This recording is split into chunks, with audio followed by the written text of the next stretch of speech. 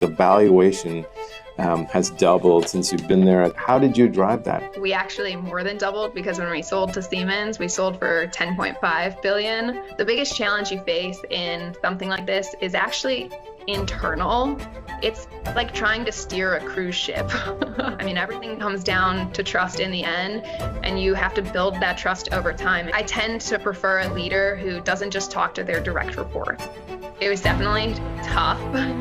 Your first idea might not be the one that's successful, actually. I think the team around you is actually your biggest asset. The executive, turned to me and was like, wow, that I was not expecting that.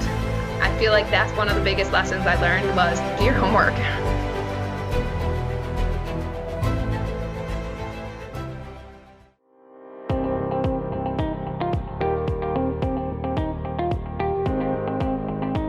Welcome to the show. Today on ChallengerX, I'm joined by Stephanie Buckner, the executive who helped scale Altair from a bold engineering deep technology company into a $10 billion global powerhouse, culminating in its landmark sale to Siemens. Stephanie takes us inside the real story of rapid global scale, the leadership lessons that mattered, the mistakes that nearly broke the company, and the hard-won lessons you only learn when you're building a world-class, high-velocity business.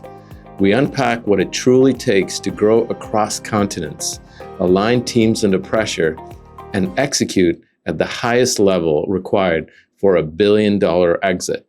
Now an active investor in AI and deep tech, Stephanie shares where she believes the next wave of value creation will come from, and what founders and leaders must do differently to win in this new era. If you care about scaling, execution, and building companies that matter, you won't want to miss this one. So let's go. So Stephanie Buckner, I'm honored to have you on the podcast. You have such an incredible story, and I'm glad we found you in California. So I want to jump right into it. Talk to me about how you got into business at a young age. What drew you to the world of tech and business? Yeah, so I went to school for engineering and I got my industrial and operations engineering degree, but I wasn't really sure what I wanted to do with that. And I did, right out of school, I went to my first real job after, internships and so forth. And I went to Cisco. I was an IT analyst. I was coding. So I was mostly by myself on the IT team. And I kind of discovered that I didn't want to just be by myself. I worked better as a team. I wanted to be more on the business side. And, Right. It took me a little bit to discover that. But once I sort of discovered it, I wanted to shift. That's amazing, because a lot of our listeners who are just in that path of, do I go into engineering or business? And, my advice to them is, things will evolve. You can start in engineering and then move into business and ops, similar to seems like what happened with you. Yeah, definitely. I think it just gives you a framework for how you think, Mm-hmm. and both engineering or business frameworks, I think, are really amazing and really add a lot of value, but they are really different. The engineering framework is much more, I think of it as a step by step. So you break your problems down into smaller pieces and then you sort of solve through them. It's still both typically are very analytically oriented, but yeah, I think either direction you're able to really shift between. Yeah, it's foundation building, and then what you do on top of that is, all of the experiences that you accumulate. Now, you started out going into, Cisco, American Express. How were you navigating your early career? What kind of decision making were you looking to just acquire some great experiences and kind of figure it out as you went along? Did you have a plan in mind? Well, being the really bright 22-year-old that I was, my first strategy was getting out of Michigan. because it was really cold. And so admittedly, I highly prioritized, a job that would take me out of state toward the West Coast. Mm-hmm. And so, it wasn't really the most thoughtful concept, if we're honest, but then it gave me the opportunity to start to learn. And so when I was at American Express, it opened my eyes to some of the change management challenges that large companies have that Mm-hmm. I don't think, I would have seen without going to a large organization. So I'm super grateful to Mm-hmm. have had, that experience. And same thing at Cisco, again, a larger organization. Just the experience I saw was great. That's so it's a good start to your career, and then you found yourself at Altair, which was going through some scaling and growth, and it was founded by your dad. So talk to us about how you found yourself back at the family business. Yeah, was never the plan for either he nor I. But I got excited about a project that they were working on. And at the time, so this was when Spotify was just coming out and they had their freemium offering and almost nobody paid for the paid subscription.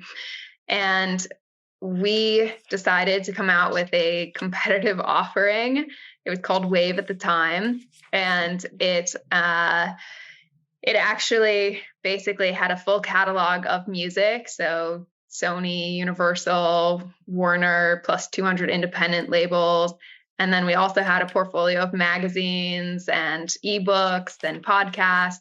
And this, for us, was really about the business model. So we were taking the Altair business model and applying it to digital consumer content. So that's what drew me in originally. And I had the opportunity to run that. And I learned a lot through negotiating with each of those different entities. And, being as young as I was, I sort of learned on the job, if you will, on a lot of that. But for me, that's what drew me into Altair. But I had a day job at Altair also. And so that was sort of my passion project for why I joined. But my day job was actually bringing on and managing partners for Altair's business, which Altair is a software company focused in simulation, data and AI and high performance computing. And Altair, for any of your listeners that probably don't know, Altair was acquired by Siemens just in this about a year ago now, actually, just under a year ago. And so my day job was very focused on the core business. That's great. What a great experience to not only come back and work in the family business, but really to help drive transformation. I think you're being a little humble in talking about the impact you've had on the company, but like the valuation has doubled since you've been there. I think you rose to the COO role, and got close to $7 billion by 2023. What a fantastic feat! So I'm sure you had a lot of help along the way but how did you drive that? Like, what were some of the big transformational milestones that you look back on and say, that those were catalysts to getting us to double valuation, which is very unusual in large scale companies like that? No, you're right. And we actually more than doubled very much. We sold to Siemens. We sold for 10.5 billion. So from 2022, when I took over as COO, we were at 3.6. So it's really a huge scale. And, it definitely was teamwork to make that first. So it was not me by any stretch. I'm just one person that's contributing here. But, what I would say is we focused across on the key things. And the way my role was always described to me as a chief operating officer was always that my job was to make the CEO's vision a reality. And I think that's important because I think it's important to know everybody's role, which means my job is to execute. I mean, every CEO wants more revenue, better EBITDA, more M&A transactions, all those things. And those are the things that then we have to go and execute. And so the things that I focused on, so we were a very heavy M&A house, if you will. So we did about 5 to 7 transactions a year, but they were all relatively small. So from a revenue standpoint, they were not adding a lot of our revenue for us, but they were adding really amazing technology. So that was one piece that really helped us scale up, is that we were able to grow from a technology standpoint very quickly. And we integrated those companies in very effectively with a lot of practice and a lot of teamwork, because it takes really the entire organization to integrate M&A really effectively, in my opinion. Then the EBITDA margin. So the EBITDA margin expansion was really phenomenal for us.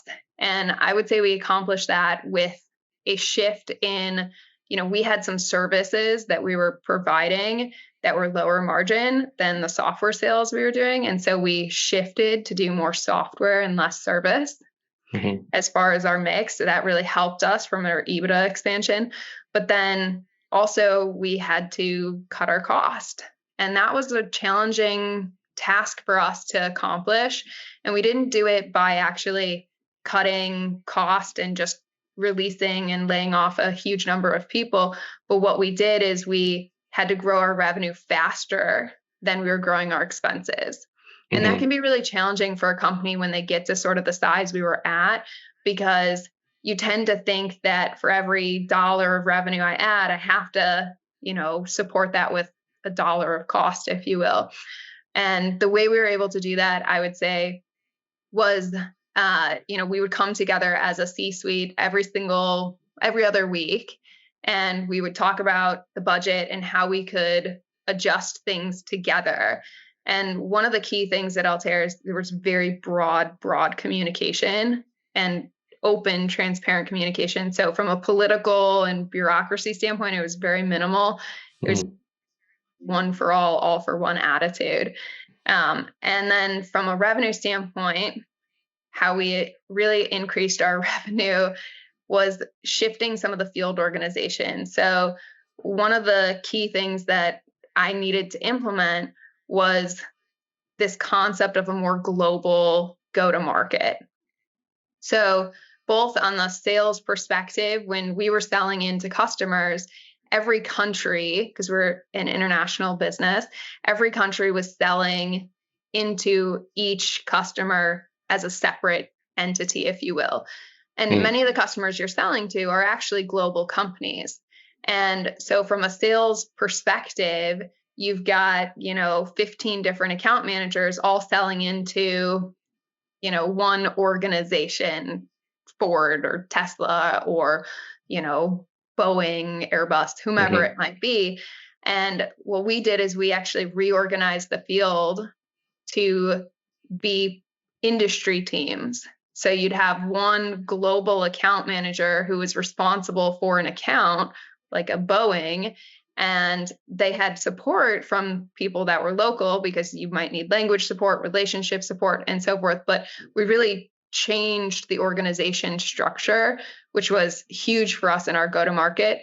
And we did the same thing on support, because, from a cost perspective, every time we would add a new product, like through an acquisition, all of a sudden every country would say, I need a support guy to support that product. And you can't scale at that concept. And so we restructured the entire support organization to be global, and we called it Following the Sun, where it was about domain expertise and the time zones you could support. And so those were, I would say, and sorry, I've rambled on a little bit, but it gives you the context for some of the really key concepts that we implemented to get to where we got. Yeah, I think I can relate. The company I'm scaling now, Boomerang, is in multiple countries internationally, and a lot of the common themes that you were mentioning, time zone support, product market fit in various markets, But it's fascinating to hear you talk about the scale and execution. So I want you to kind of take me inside those years where you were clearly helping to spearhead some amazing results. What would you say in looking back on your success and during those years? Was the culture you were trying to shape, and what were your top priorities that you had as your North Star as you were kind of executing through those years of growth? Yeah, absolutely. So the top thing for us that we really thought about was really that we didn't want to reduce on the quality of what we provided the customer. So, if that's support, we wanted to make sure that we're really providing the same level of support that we were providing to customers before.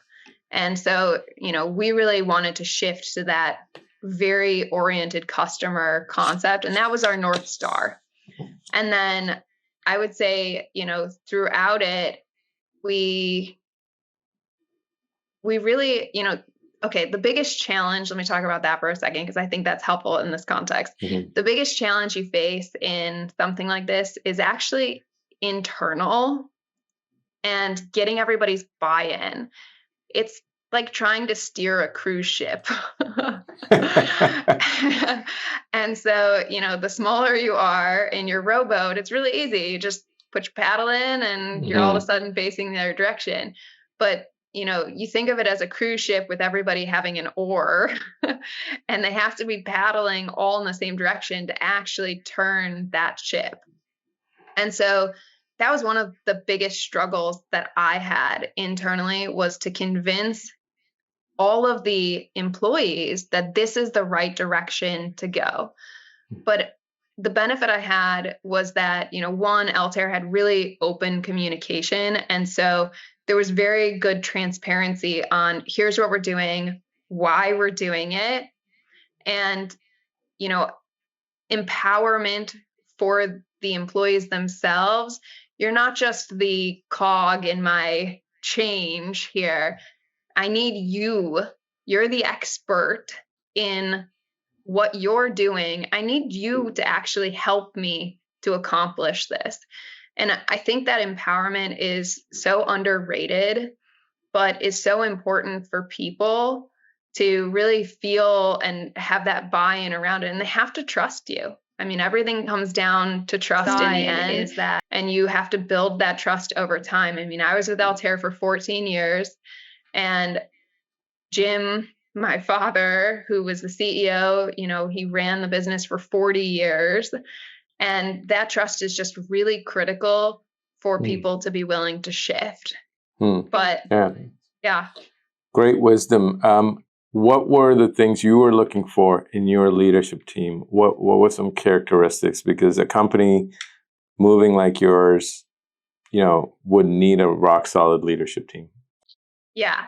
So, the kind of leaders that are most important are the ones that are teamwork oriented for us and fit the culture. And so that meant that there was more deeper communication. So I tend to prefer a leader who doesn't just talk to their direct reports. Mm-hmm. They need to be somebody that, is going out and engaging at all levels, because that really, you only get a layer, if you will, of communication when you're only talking to your direct reports. And you're not going out and grilling people as you're going down the layers. That's not the objective. That's not going to actually bring you the value. But having actual honest communications, you learn things that you wouldn't otherwise. And so people that really, they obviously need to be technically competent. That's sort of let's call it a baseline in our small criteria. Yeah, small criteria, but an important one. Yeah. Sure. I hear you. It's hard to find those type of people, but people who have high emotional intelligence, I think, are really at an advantage, and they'll continue to be the more that AI sort of takes over in the world, and we can come back on that. But I think that that's really important. But yeah, they had to build the trust of their team, Right. and that takes true leaders. Now, then you find yourself moving through an exit to Siemens, and by all measures, a very successful one, 10 billion plus. So, what was that like? Was it chaotic? Did you have mixed emotions as you're going through this process? Take us through that season.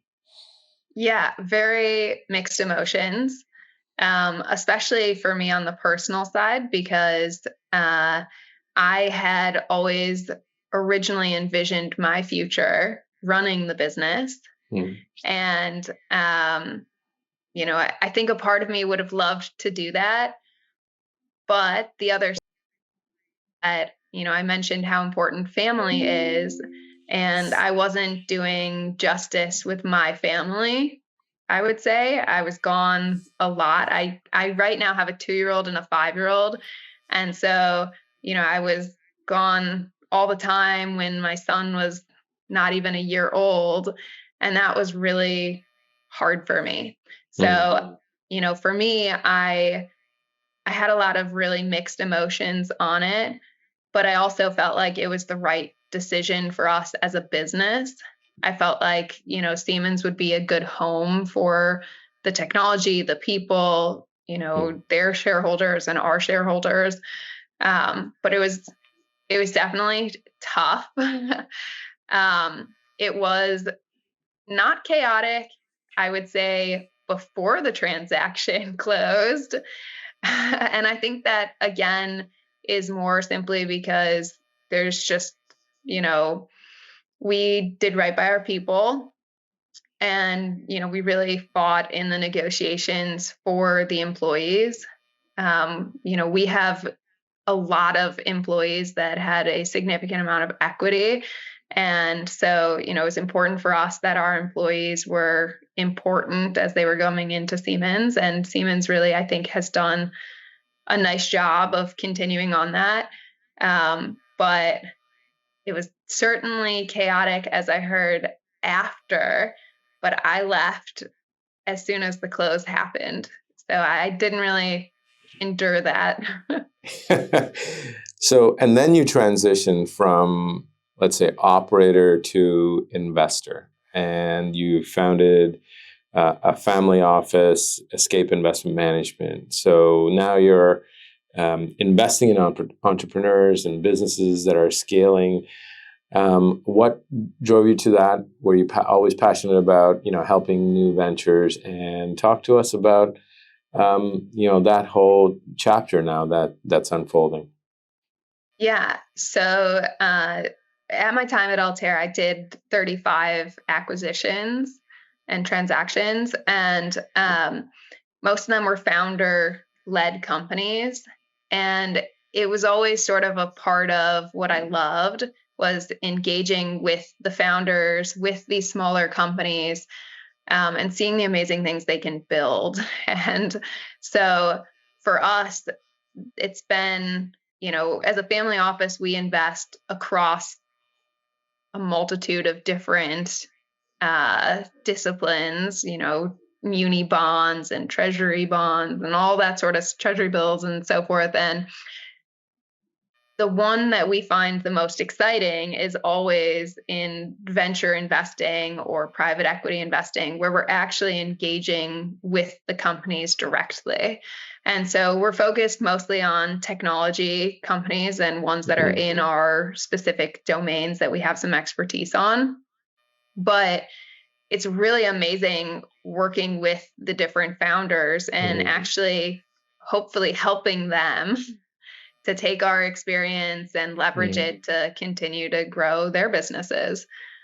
Yeah, there's That's a few that, I'm happy to talk about that are really amazing that, we have been super tell me impressed with. Some investments you're really excited about. Yeah.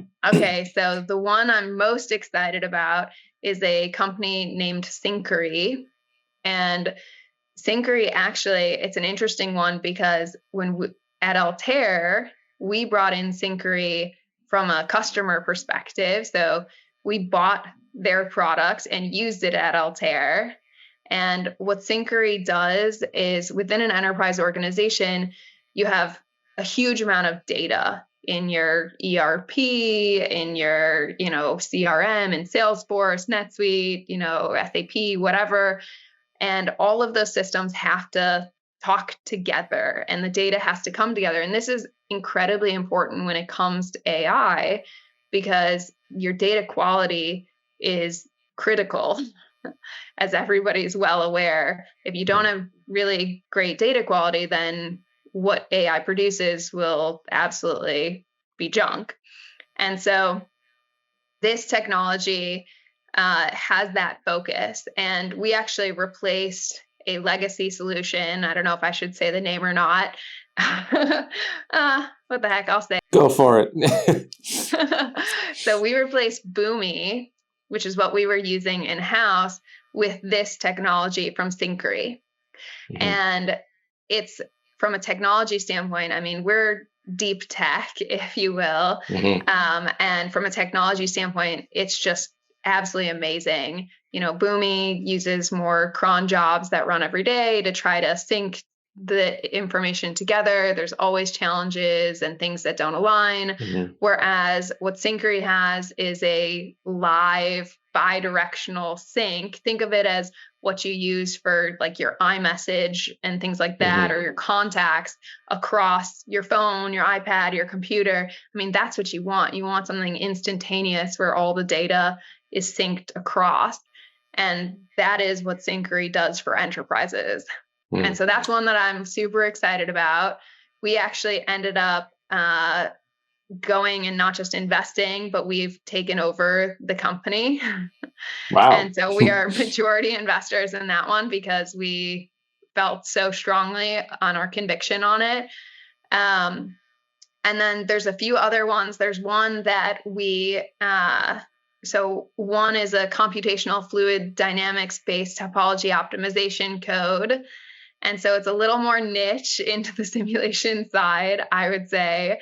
But we felt like the technology, again, was really unique and strong. Mm-hmm. And so we loved that.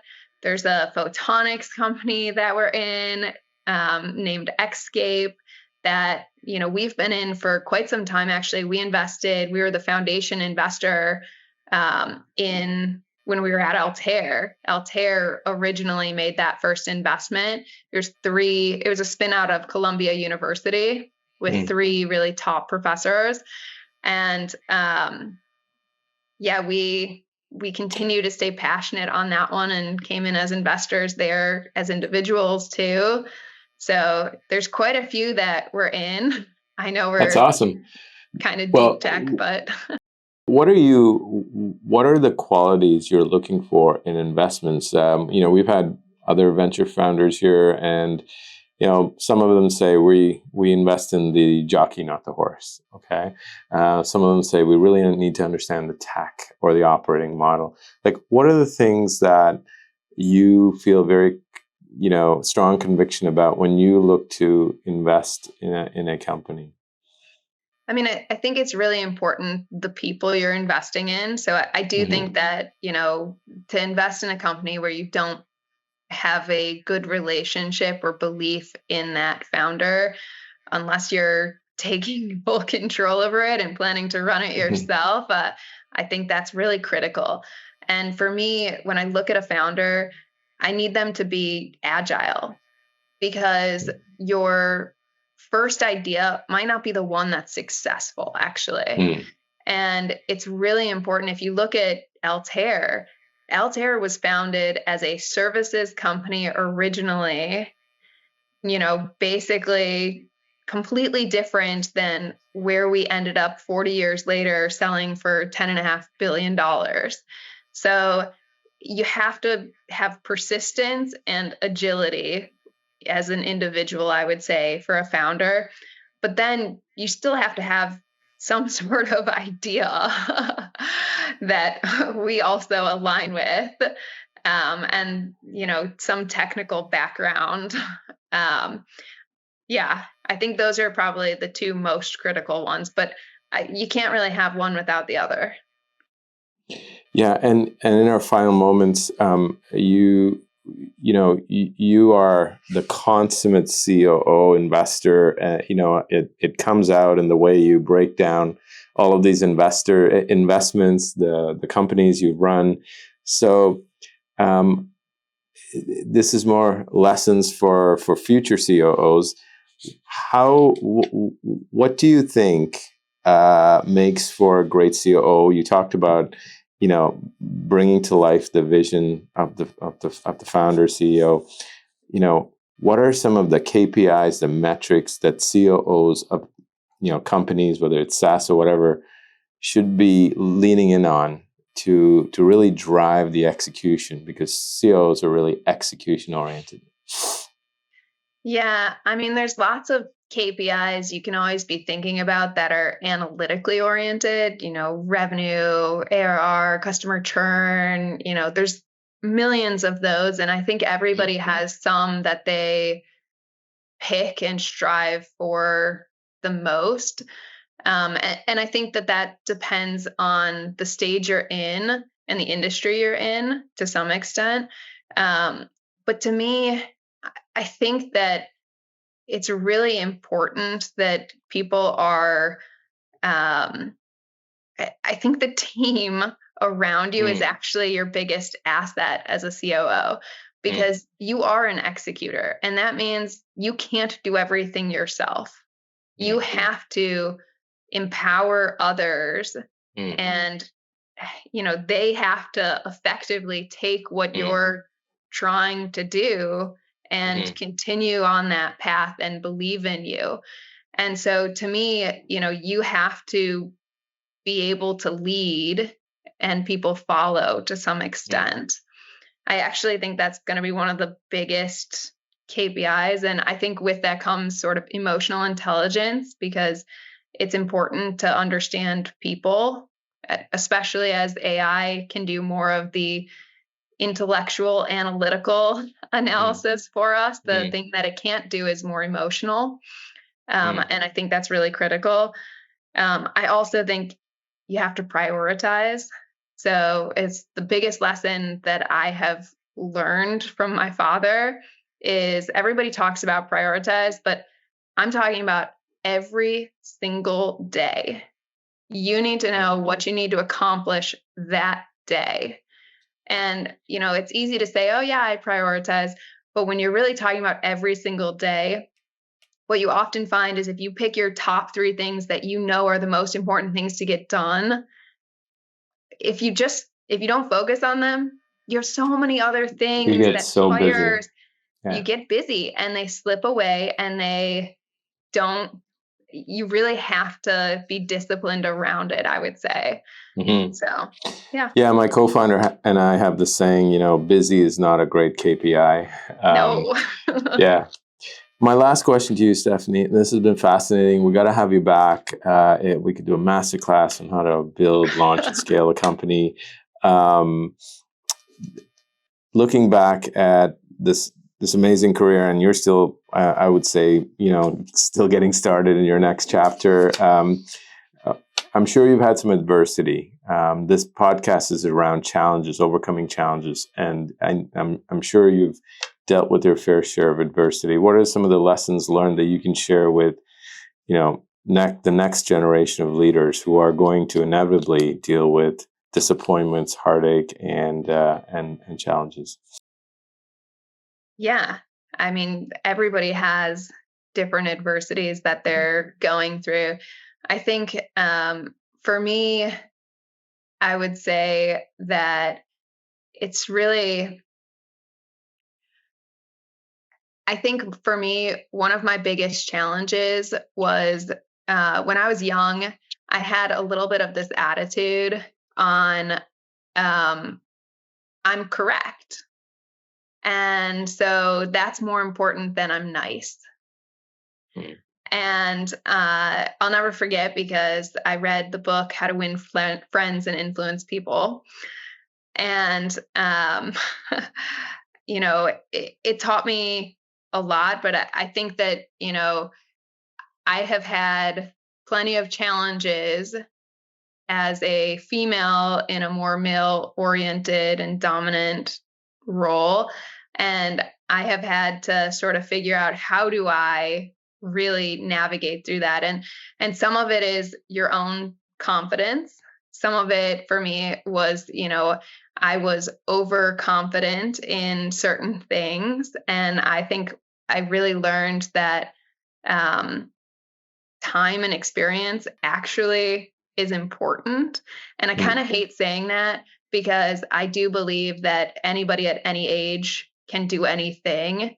But there is something about having gone through experiences that is hard to pass to others. I mean, you're attempting to do it every single day here, which I love.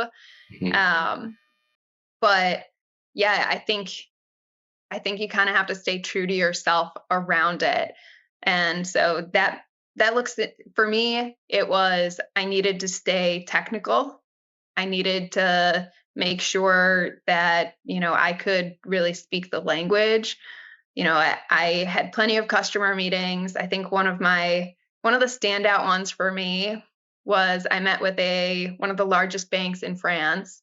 We were in our meeting, and I did all my homework. So I not only knew our technology deeply, I knew what they were doing in great detail, and I was able to speak competently about it. And in the meeting, the executive, turned to me and was like, "Wow, that I was not expecting that." And, the reality is of course he wasn't expecting that. He was expecting me to shake hands and kiss babies. Yeah. And, that was, I feel like that's one of the biggest lessons I learned, was do your homework.